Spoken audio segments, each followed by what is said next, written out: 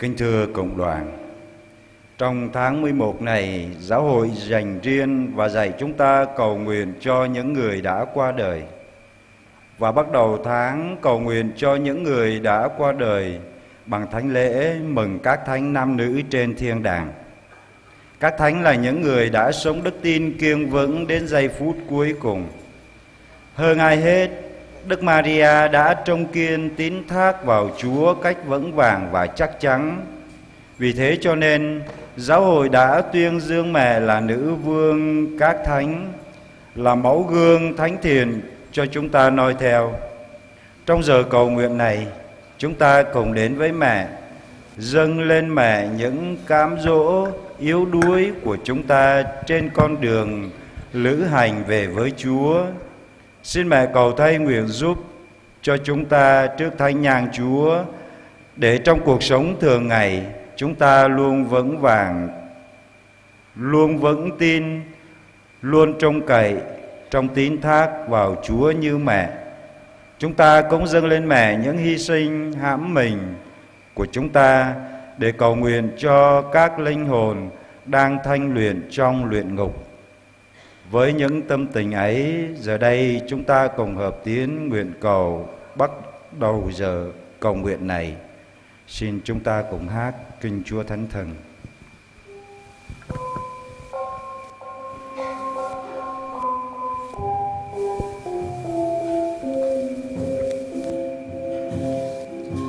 Rơi rơi rơi ơi Chúa ơi, rơi rơi rơi ơi Chúa Kitô, rơi public pro răng lam nam, rơi public pro ban Chúa bình mới, rơi vô tổ prơi mới tao nan amate, thâu vô quyền khơi thâu Giêsu Kitô qua mới, lời thần kinh của Đức Chúa Trời, lời thần kinh của Đức Ngôi Lời, xin Ngài hãy đến cánh tân chân gian, xin Ngài hãy đến cánh tân lòng con. Lạy Thiên Chúa là Cha toàn năng, chúng con hết lòng cảm tạ Cha đã yêu thương tạo dựng chúng con và dẫn dắt chúng con bước đi trong tình thương ấy, đã bao bọc chúng con bằng lòng bao dung hài hà của Cha. Trong Đức Giêsu Kitô, con chí ái của Cha, chúng con càng nhận thấy rõ ràng hơn tình thương và lòng từ ái bao dung của Cha. Tình thương và lòng bao dung ấy đã chứng thực nơi Đức Trinh Nữ Maria là thụ tạo trọn hảo, vì người đã đón nhận và sống thánh ý Cha cách trọn vẹn. Mẹ đã để ơn thánh của Cha được thể hiện nơi mẹ. Nguyện xin Cha cũng thể hiện nơi chúng con, và nhờ lời mẹ truyền cầu cho chúng con, để chúng con cũng noi gương mẹ, sống ý Cha trong cuộc sống hàng ngày. Chúng con cầu xin nhờ Đức Kitô Chúa chúng con.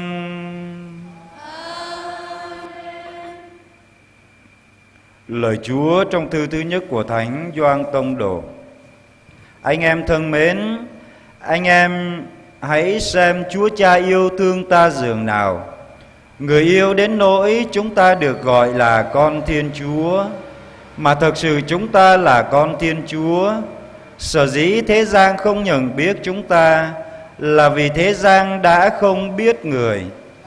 Anh em thân mến, hiện giờ chúng ta là con cái Thiên Chúa, nhưng chúng ta sẽ như thế nào, điều ấy chưa được bày tỏ. Chúng ta biết rằng khi Đức Kitô xuất hiện, chúng ta sẽ nên giống người, vì người thế nào, chúng ta sẽ thấy người như vậy. Phàm ai đặt hy vọng như thế vào Đức Kitô thì làm cho mình nên thanh sạch, như người là đấng thanh sạch. Xin mời cùng đoàn ngồi.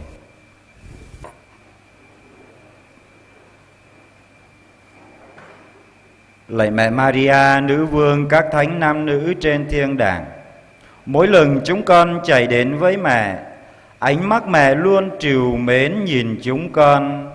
Một ánh mắt trìu mến như cảm thấu muôn ngàn khó khăn và khổ đau của chúng con. Ánh mắt mẹ luôn nói với chúng con rằng có mẹ đây đừng sợ.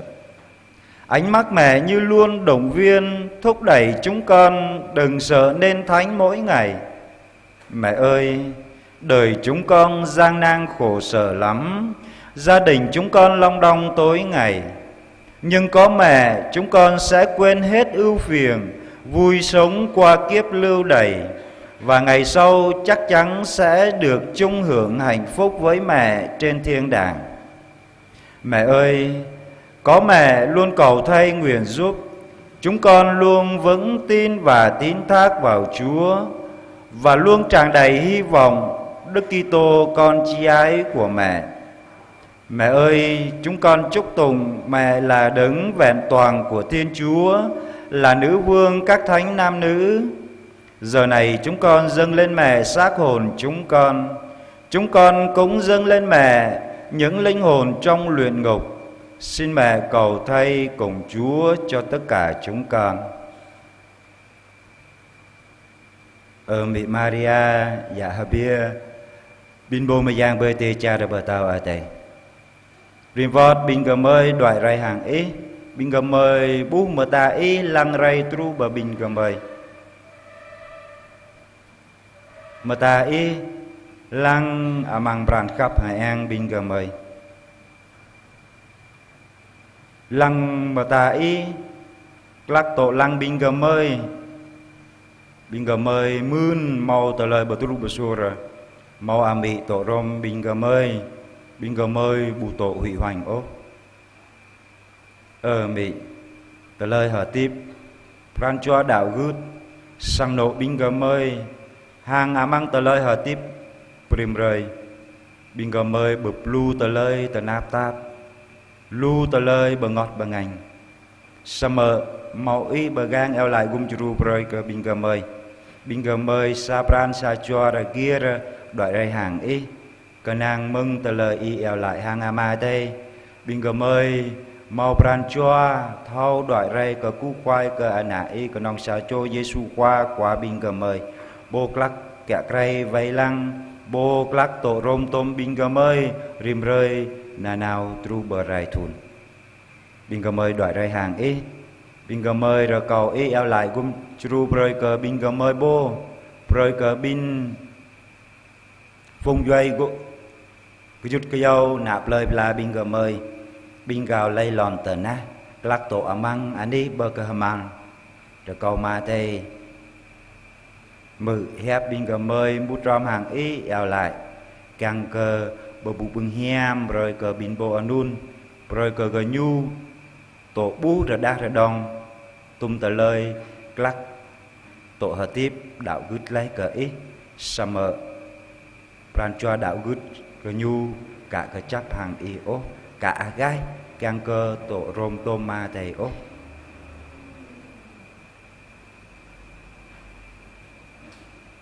Thánh Maria Đức Mẹ Chúa Trời, đứng luôn truyền cầu cho chúng con khi này và trong giờ lâm tử.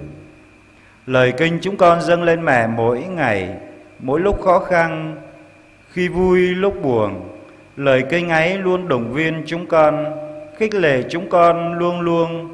Và qua lời kinh ấy chúng con vững tin mẹ luôn ở với chúng con, luôn nhìn đến chúng con mọi lúc mọi nơi để chỉ dạy, để khích lệ, để an ủi vỗ về, để dẫn chúng con đến với Chúa.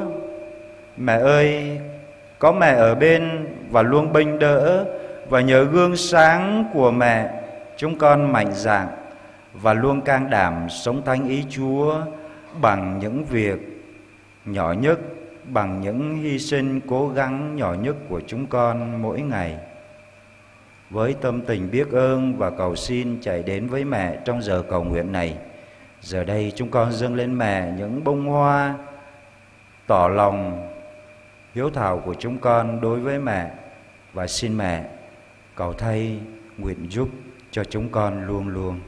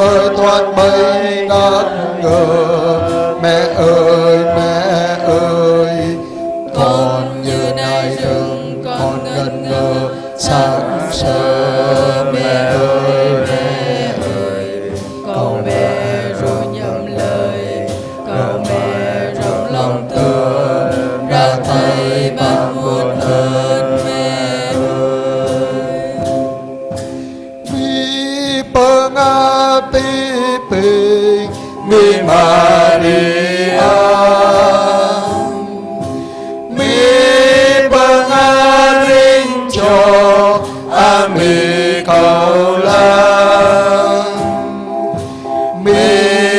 phật a chọn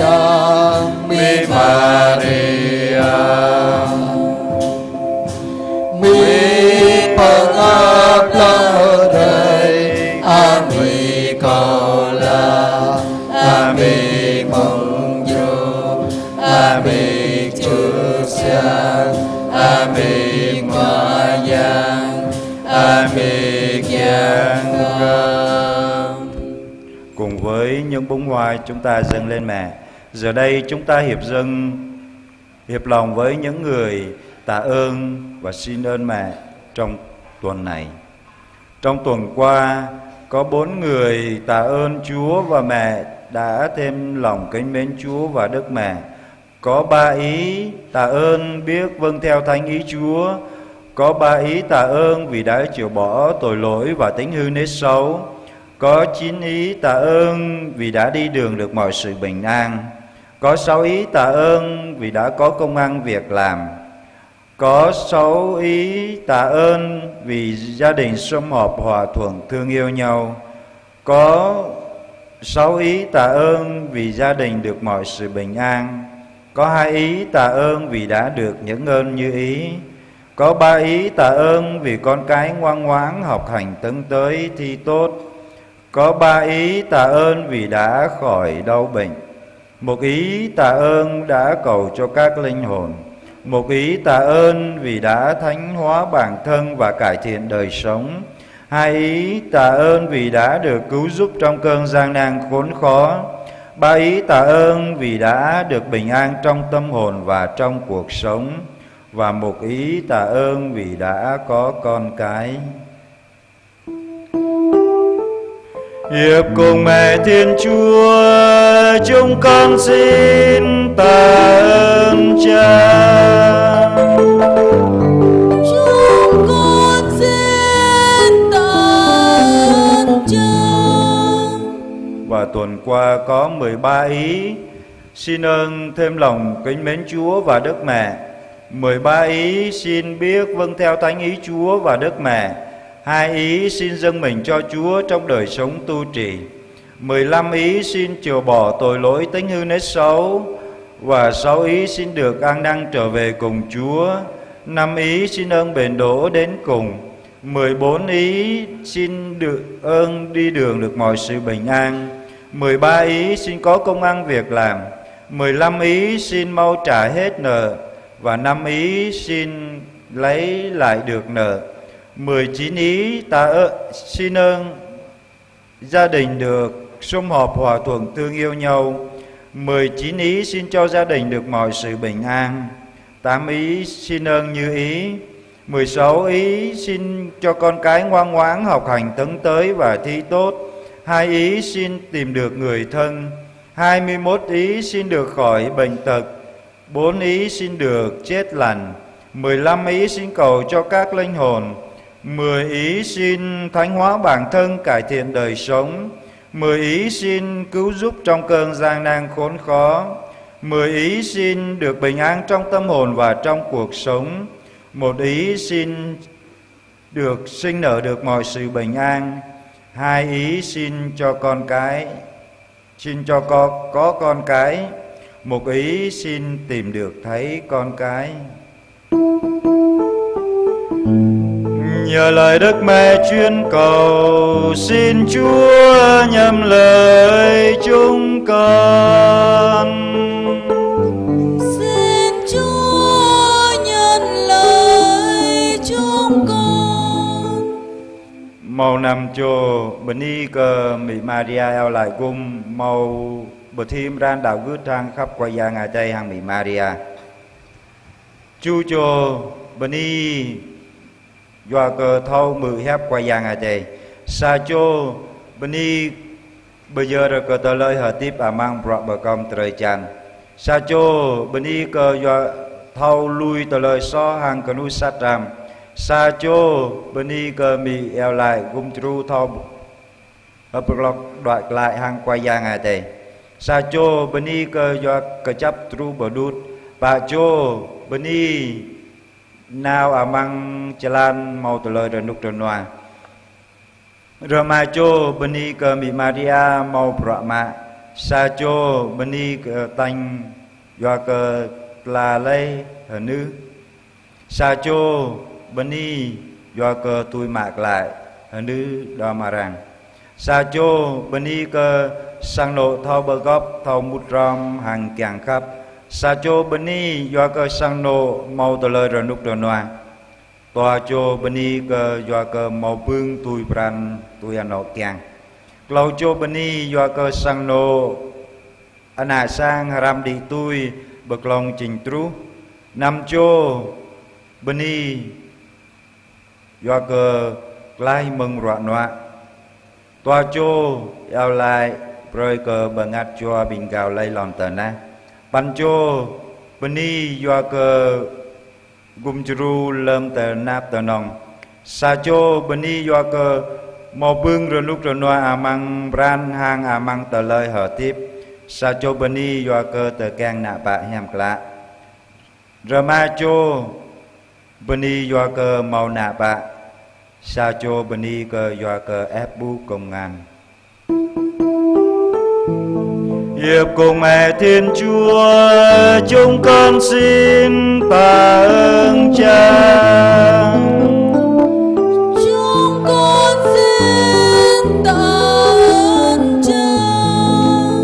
Tam bút tròm hàng tờ mai tờ dòng càng cờ rồi câu mị eo lại gum chru lu ban chô rồi câu màu bút thêm ran khắp qua giang ở đây hàng mị Maria tòa lu tòa chô rồi câu thâu mự hẹp qua giang ở đây rồi mà chô rồi câu màu bưng bây giờ tờ lời hở tiếp mang rọ bờ cầm trời tràn lu nam chô rồi câu bưng lui tờ lời so hàng canu sa tràm lu sa chô rồi câu màu bưng hợp lót loại lại hàng qua giang ở đây lu chu chô rồi câu bưng cờ chấp tru bờ đút lu nam chô rồi câu bưng nào mang chalan màu tờ lời rồi nút rồi noa lu chô rồi câu màu bưng màu rạ ngạ tòa lu chô rồi câu tành la bí hẳn nữ rồi ma chô rồi câu bưng tôi mạc lại hẳn nữ đòn lu ban chô rồi câu sang nộ bờ góp thầu mút rom hàng càng khắp tòa lu chô rồi câu bưng sang nô mau tờ lời rồi nút rồi noa năm chô rồi câu bưng tôi pran tôi ăn nộ càng lu sa chô rồi câu mau bưng ana sang ram đi tôi hàng bậc lòng trình trú câu chô rồi câu bưng buộc lại hả nữ trẻ chăm tòa lu sa chô rồi câu mau bưng lai mừng rạng noa lu ban chô rồi câu màu bưng dày mà ác tòa plu sa chô eo lại rồi câu màu bưng rơi cờ bưng ạt chòa plu rama chô rồi câu màu bưng bờ hờ chi trời chan bô bập ly tờ lời hở tiếp plu tòa chô rồi câu màu bưng gum chru lâm tờ nạp tờ nòng plu chu chô rồi câu màu bưng rồi lúc rồi noa mang bran hàng mang tờ lời hở tiếp tòa chô rồi câu màu bưng tờ càng nạ bạ hiam rồi ma chô rồi câu bưng màu nạ bạ lâu chô rồi câu bưng ép buộc lại công an nhờ lời Đức Mẹ chuyên cầu xin Chúa nhầm lời chúng con Xin Chúa nhận lời chúng con. cùng với những lời tạ ơn và xin ơn, giờ đây chúng ta xin dâng lên Mẹ những điều mà lòng chúng ta muốn thầm thí với Mẹ trong giờ cầu nguyện này. Qua lời kinh lạy Cha và lời kinh kính mừng, xin mời cộng đoàn quỳ.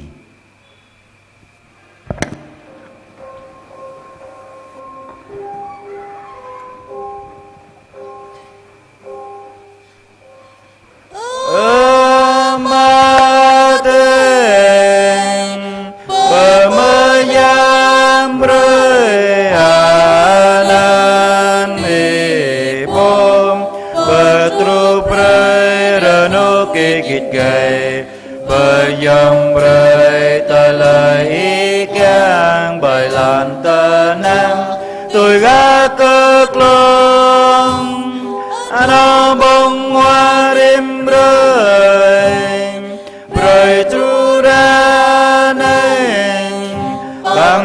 lai prơi tờ lấy so mất tôi hàng mời bà prơi măng cơ bin bồ so hàng mời nam lùi mời ra bù măng tờ lại lòng sông bật lại mới mừng giang sáng mặc bê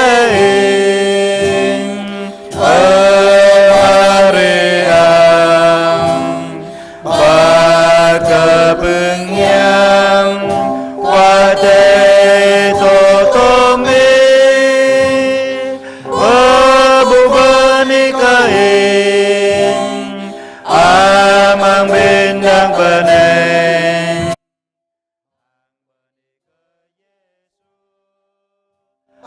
na mừng tên ni nhà mơ giang mi qua giang thêm giao lại với cơ mời đã mở núi so sang tu ta nên hàng lâm mong mới chi lao pràn amen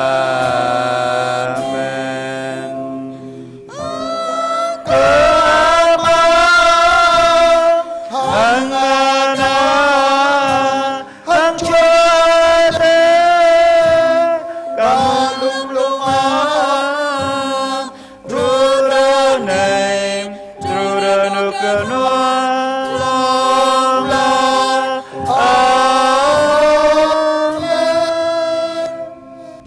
Giờ đây chúng ta dâng lên mẹ lời kinh tuần cựu nhật kính mẹ hàng cứu giúp.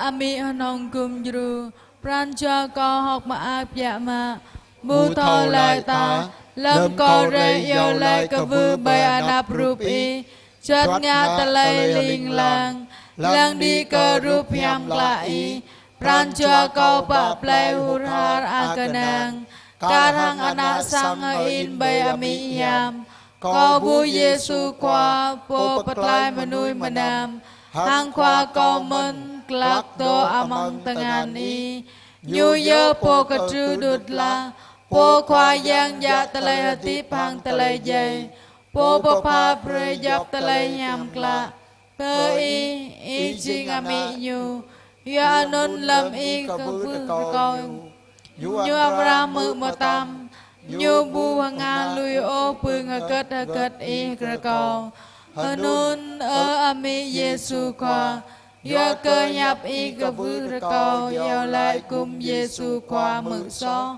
hanun co cơ vư ra co hàng y amang tua ra pan ra anay pre cơ co pương anay co yo lại api prancha hàng in cơ chap iam ra yo lại cùng pre cơ co Maria cha chi cha ya yong ima chaka tu le ananami anong gumsudu yang cơ bậc rút với số pran choa bình gầm ơi cả năng in cơ y hanun co cơ vư y kapap kum juru ko nanao amang yap anito ano nào lâm yang sát plư plai lâm mau talai so lâm pup talai tanap amang talai hatip hang pia ma nyu amang mung chit lo pran ami po to kapap rồi có y pre cơ co thâu đoại nào per y nanao có tuy cứ xích nick ta có chẳng đoại nào per y hanun ngạ pre cơ y chay mơ nhập co rồi có y pre cơ co phương yom phan anay thâu chẳng yêu lại hằng nào hang mau pran choa cả nàng in cơ y cả hang anak sang yang cơ y mơ nhập co yêu lại đã mơ cùng churu co nanao hằng pre cơ co phương đạo cứt cơ chap tru polui ami anong kum juru rồi có y papu pre nham cơ co hằng yêu lại cùng pre cơ co tụ tạ này hằng lâm mong chít lo pran amen ami anong kum juru rồi có y bay lang pegang bing po to ram co pegang cơ po co tim phun cơ cung chunum yang cơ lon ya co cơ sang nọ cầu cơ tê amai tê yong cầu cơ bing ayat hang abi pang bing potanap tôi cho nơi cơ bing pengaca to amangani pakai ami Maria nong kum juru reko i yo lai kum pre cơ koda ơi Alfonso po vai lang began cầu rồi câu y gum sưu cầu lớn cơ bạp lư thầu đoại nào Ami Maria